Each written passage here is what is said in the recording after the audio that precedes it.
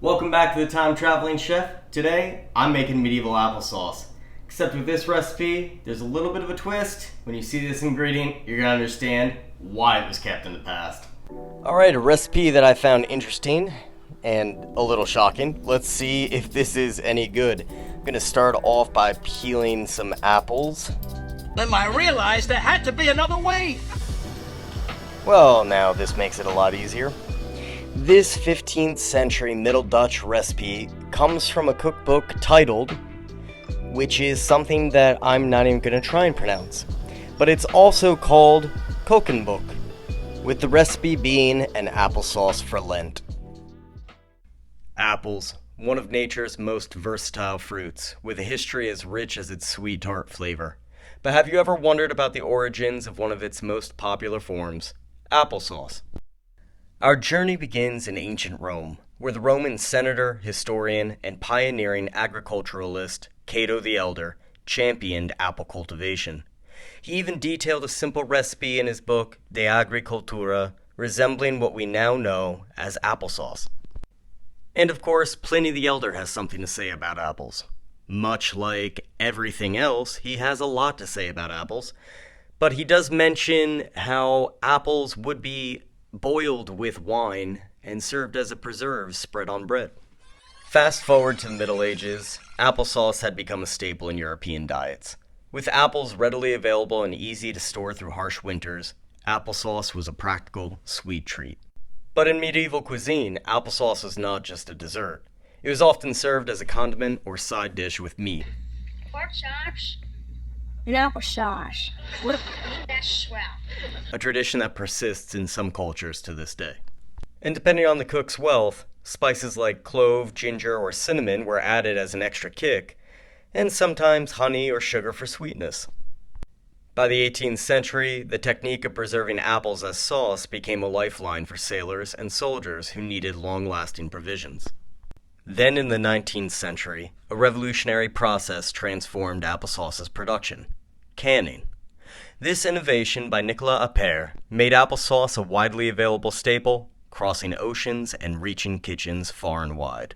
Fast forward to today, and you'll find applesauce stocked on supermarket shelves around the globe, mass-produced, yet still retaining the essence of Cato's ancient recipe. This recipe is actually quite easy. It was written in Middle Dutch and translates loosely into applesauce in Lent, where we take apples peeled and cut to pieces, put them in a pot, take the liver of cod or haddock, and let this cook with the apples, stirring frequently. Grind saffron finely and mash it with the apples, temper with almond milk. When it's ready, we spice it and put it on dishes and sprinkle more spices on top.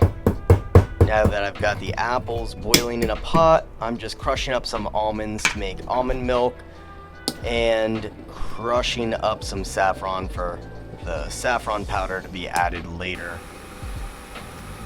Now, I will say the almond milk that I'm making here, yeah, I tried crushing the almonds, but the magic bullet that I have, that really was the easiest way to go. I'm taking some of that boiling apple water, and that's what I'm adding to the almond powder, and that's going to make that almond milk. After it's sat for about a half hour, I'm just straining it through a cheesecloth, and I did like 3 layers of cheesecloth here, which I just wanted to make sure I didn't get any of the pieces of almond. Honestly, you don't need that much. It was way too much, and it was a real pain in the rear end to try and get this almond milk through here. But just with a little bit of squeezing patience, it all came out. Adding in some cinnamon and a little bit of ginger, maybe a little bit too much of ginger, but whatever. We're gonna spice this up. Gonna strain these apples, and then everything is gonna go in there. So I was actually starting to get a little excited adding the spiced almond milk to the apples, but then I had to open up the cod liver, instantly regretting this recipe. Stop it. Get some help. Yeah, maybe I do need a little bit of help, because this was gnarly. But I will say, it didn't smell all that bad. I really think it's just cinnamon and ginger. That smell will make anything seem nice. Alright, so now I'm going to be using the Thunder Stick. Keep it PG, Rob. Keep it PG. So let's just take a moment and enjoy the action of the Thunder Stick.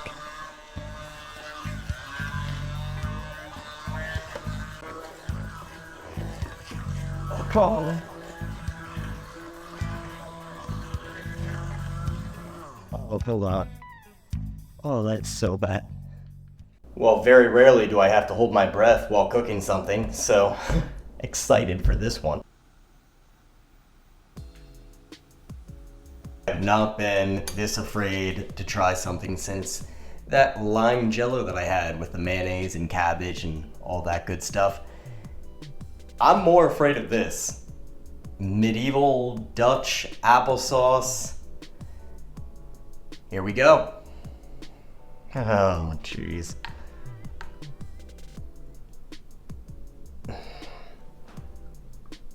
Go ahead.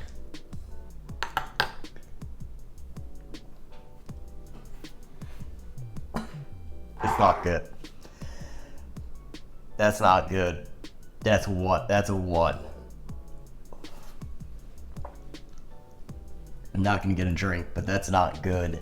And I'm not gonna take another take.